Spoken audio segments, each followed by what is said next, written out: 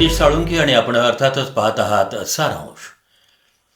सारांशच्या या भागात एका अतिशय महत्त्वाच्या विषयाला स्पर्श मी करणार आहे.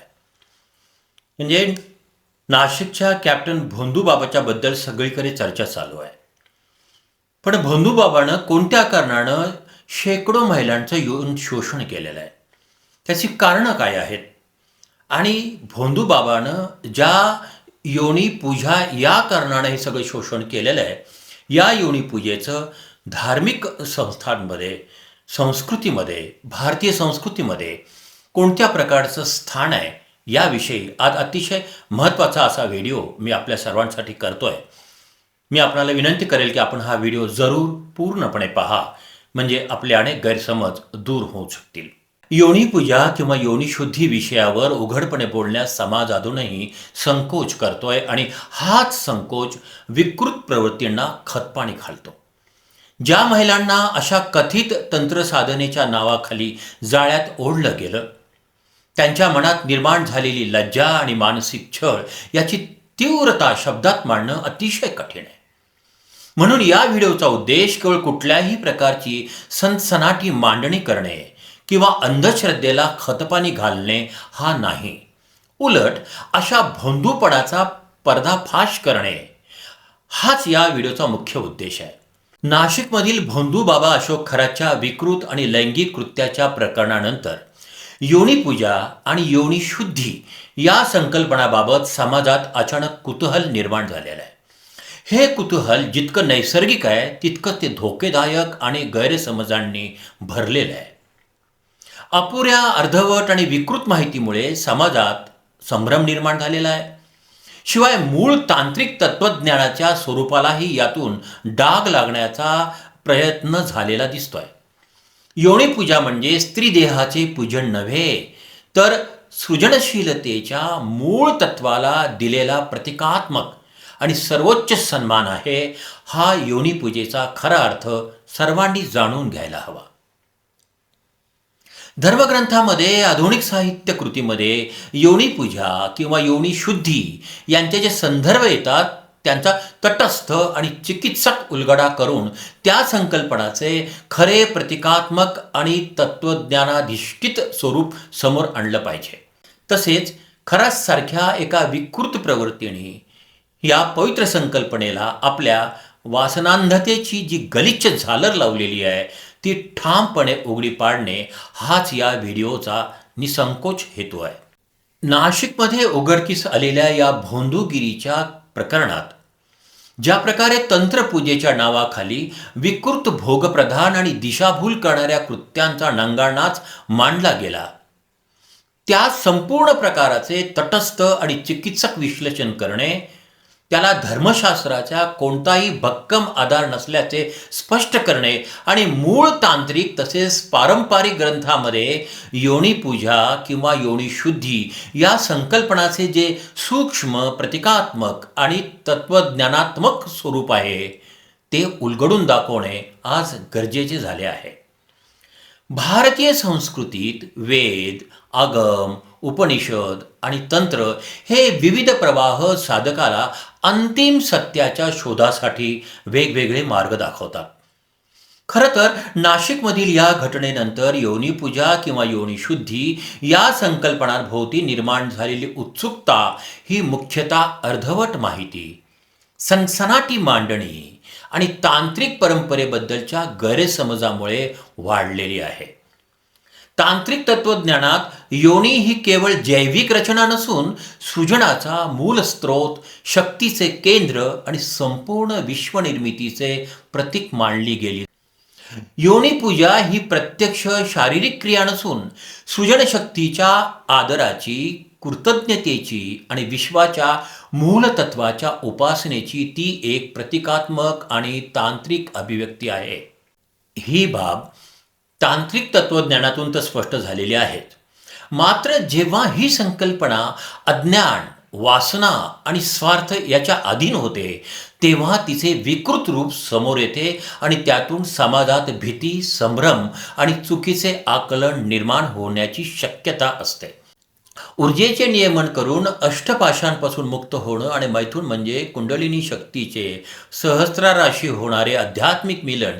या प्रक्रियेत शुद्धता, पावित्र्य, ध्यान आणि वैदिक साधनेला अत्यंत महत्त्व आहे. योनीपूजा किंवा लज्जागौरी पूजन हे भारतीय लोकसंस्कृती 2000 वर्षांपासून प्रचलित आहे. उत्तम संतती, सौभाग्यरक्ष आणि पुत्राचा अकाली मृत्यू टाळण्यासाठी ही पूजा करण्याची प्रथा आहे. तांत्रिक शाक्त परंपरेतील या योनिपूजेचा मूळ अर्थ समजून घेण्यासाठी कलिका पुराण या ग्रंथाचा संदर्भ फार महत्त्वाचा आहे. या ग्रंथात आसाममधील गुवाहाटी येथील कामाख्या देवी या शक्तिपीठाचे विशेष महत्त्व सांगितले आहे. या नमूद आख्यायिकेनुसार भारतवर्षात सतीच्या शरीराचे 51 भाग विविध ठिकाणी विखुरलेले आहेत. त्यांना शक्तिपीठ म्हणून ओळखले जाते, तसे त्यांना मान्यता मिळालेली आहे. त्यापैकी तिचा योनी भाग हा नीलाचल पर्वतावर पडला आणि ते स्थान सृष्टीच्या निर्मितीचे केंद्र मानले जाऊ लागले. कामाख्या देवीला महामाया म्हटलं असून ती विश्वसृजन शक्ती आहे आणि त्याचं ते प्रतीक मानलं जातं. महत्त्वाचं म्हणजे कामाख्या हे तांत्रिक आणि शाक्त पंथीयांसाठी सर्वात महत्त्वाचे सिद्ध शक्तिपीठ मानलं जातं. विष्णू सहस्त्रनामात विश्वयोनी हा शब्द आलेला आहे. त्याचा अर्थ संपूर्ण सृष्टीची उत्पत्ती त्याच्या मूळ तत्वातून झाली होती असा होतो. या संकल्पनेतून योनी हे केवळ एक शारीरिक अंग नसून विश्वाच्या अस्तित्वाशी निगडीत एक व्यापक तत्व आहे, हे आता स्पष्ट होतं.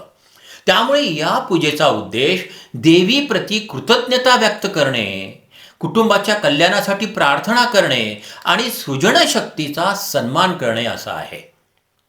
काही परंपरांमध्ये ही पूजा प्रतिकात्मक मूर्तीसमोर विधिवत केली जाते. मंत्रजप केला जातो आणि भक्तीला केंद्रस्थानी ठेवले जाते. मात्र या प्रक्रियेत शुद्ध हेतू, संयम आणि योग्य मार्गदर्शन यांना अत्यंत महत्त्व दिलं जातं. अन्यथा याचा दुरुपयोग होण्याची शक्यता नाकारता येत नाही, जसा नाशिकला भोंदूबाबानं केलेला आहे. भारतीय परंपरेमध्ये लोकसंस्कृती आणि लोकपरंपरेच्या विषयी अनेक पुस्तकं आहेत. त्यात लोकसंस्कृती आणि परंपरेचे अभ्यासक आणि भाष्यकार राचिम ढेरे लिखित लज्जागौरी या पुस्तकात भारतीय लोकधर्म, शक्ती, स्त्री आणि प्राचीन प्रजनन संस्कृती यांचा गूढ, सूक्ष्म, अभ्यासपूर्ण मागोवा घेण्यात आलेला आहे.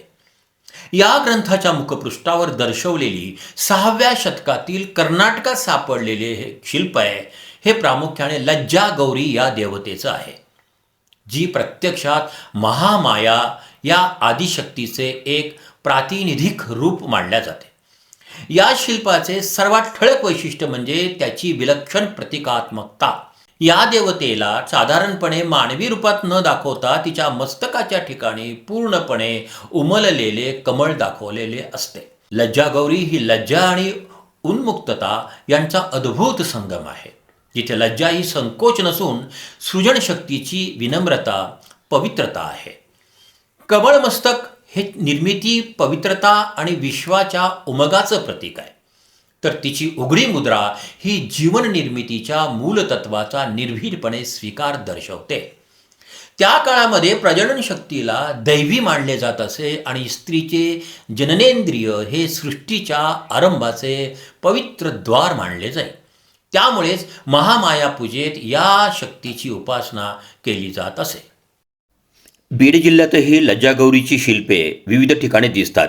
त्यात ओक्कडपिंपरी आणि येळमघाट या मंदिरावर लज्जागौरीची शिल्पे आपण ठळकपणे पाहू शकतो. भालचंद्र नेमाडे यांच्या हिंदू जगण्याची समृद्ध अडगळ या कादंबरीत खंडेराव मोरगावकर या पुरातत्वशास्त्रज्ञाच्या नजरेतून सिंधू संस्कृतीच्या अवशेषाचे विश्लेषण केले जाते. मोहनजादारो आणि हडप्पा येथील उत्खननात सापडलेले कंकणाकृती दगड हे जडशक्तीचे प्रतीक असावेत असा विचार मांडला जातो. प्राचीन काळातील मात्र देवता आणि सुपलाधारित श्रद्धा आजही ग्रामीण देवतांच्या पूजेत, विशेषतः लज्जागौरीसारख्या रूपात टिकून असल्याचं नेमाडे दाखवतात. या सर्व संदर्भांचा एकत्रित जर आपण विचार केला असता योनिपूजा ही संकल्पना मूलतः अत्यंत उच्च, गूढ आणि सृजन केंद्रित आहे हे स्पष्ट होतं. मात्र आधुनिक काळात माहितीच्या अभावामुळे आणि अर्धवट ज्ञानामुळे आणि अशोक खरात सारख्या काही विकृत प्रवृत्तींमुळे या संकल्पनेचा चुकीचा अर्थ लावला जातो. वामनाचारासारख्या मार्गामध्ये योग्य पात्रता, गुरुचे मार्गदर्शन आणि आत्मसंयम अत्यंत आवश्यक असतं. अन्यथा हा मार्ग साधकाला मुक्ततेऐवजी अधःपतनाकडे घेऊन जातो. आजच्या काळात या विषयाकडे पाहताना केवळ कुतूहल, सनसनाटी किंवा वासनात्मक दृष्टिकोन टाळून त्यामागील तत्वज्ञान, इतिहास आणि सांस्कृतिक जे संदर्भ आहेत हे संदर्भ जाणून घेणं अतिशय महत्त्वाचं आहे. कारण जे तत्वज्ञान सृष्टीच्या आदराची आणि आत्मरक्षणाची दिशा दाखवतं तेच अज्ञानामुळे गैरसमज आणि अपप्रवृत्तीचे कारणही बनते. त्यामुळे योनिपूजेचा खरा अर्थ समजावून घेणे म्हणजे मानवी संस्कृतीच्या मुळाशी असलेल्या सृजनशक्तीच्या आदराचा आणि तिच्या शुद्ध अभिव्यक्तीचा पुनर्विचार होय. या संकल्पांचा ऐतिहासिक मागोवा घेताना इतिहासकार V.K. राजवाडे यांच्या भारतीय विवाह संस्थेचा इतिहास या ग्रंथातील विचार विशेष लक्षवेधी आहेत. त्यांच्यामध्ये आदिम समाज शेती, पशुपालन आणि निसर्गावर अवलंबून असल्यामुळं सुफलता आणि जनशक्ती ही जीवनाची केंद्रबिंदू होती. त्यामुळे सृजनशक्तीला देवत्व देऊन लिंगपूजा आणि योनिपूजा यासारख्या संकल्पनांना विकसित झाल्या. या पूजा अश्लील नसून निसर्गातील सृजनशक्तीबद्दल, सृजन प्रक्रियेबद्दलच्या आदराची प्रतिकात्मक अभिव्यक्ती होत्या असे हे स्पष्ट करतात. या व्हिडिओमध्ये आपलं महानगर या दैनिकाचे नाशिकचे निवासी संपादक हेमंत भोसले यांच्या लेखाचा आधार घेण्यात आला आहे. त्याबद्दल आम्ही हेमंत भोसले यांचे आभारी आहोत. जर आपल्याला हा व्हिडिओ आवडला असेल तर त्याला शेअर करा, सबस्क्राईब करा, कॉमेंट्स करा. नमस्कार, मी सतीश साळुंखे आणि आपण पाहत होता भारतीय तत्वज्ञानाचा अविभाज्य भाग असलेल्या आणि भारतीय हिंदू परंपरेतील अत्यंत सात्विक अशा योनी परंपरेवरील भाष्य. तर पुन्हा भेटूया अशाच एका महत्त्वाच्या विषयावर भाष्य करणाऱ्या आणि अज्ञात इतिहासावर प्रकाश टाकणाऱ्या सारांशमध्ये. नमस्कार, राम राम, अस्सलाम वालेकुम, जय भीम. तुम्ही पहा आणि इतरांनाही सांगा पाहायला सारांश.